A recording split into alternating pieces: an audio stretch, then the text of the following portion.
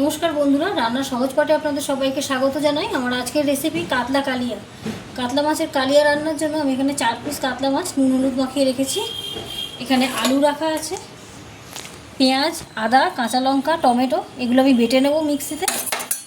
আর ফোড়নে দেওয়ার জন্য আছে জিরে, তেজপাতা, শুকনো লঙ্কা। আর গুঁড়ো মশলার মধ্যে আছে নুন, ধনে গুঁড়ো, জিরে গুঁড়ো, হলুদ গুঁড়ো আর লঙ্কা গুঁড়ো। এবারে আগে আমি মাছটা লাল লাল করে ভেজে নেব। বন্ধুরা, মাছটা আমার ভেজে নেওয়া হয়ে গেছে। এবারে মাছ ভাজার তেলেই আমি আলুটা ভেজে নেব।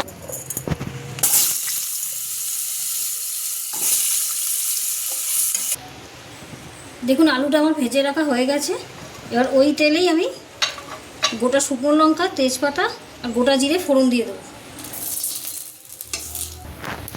এবার ফোড়নটা ভাজা হয়ে গেলে এবার ওর মধ্যে আমি বেটে রাখা মশলাটা দিয়ে দেবো।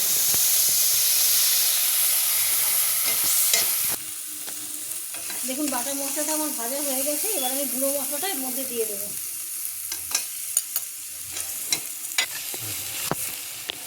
দেখুন, গুঁড়ো মশলাটা দিয়ে আমার কষানো হয়ে গেছে। এবার আমি মিক্সির জার দিয়ে সামান্য একটু জল এর মধ্যে দিয়ে দেবো। মশলার সাথে দিয়ে একদম কষিয়ে নিয়েছি। এবার আমি এর মধ্যে জল দিয়ে দেবো।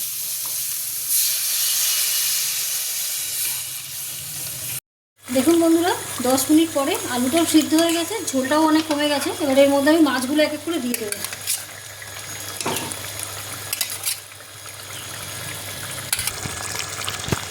দেখুন, মাছ দিয়ে খানিকটা ফুটে গেছে। এবার আমি এর মধ্যে গরম মশলা বাটাটা দিয়ে দেবো।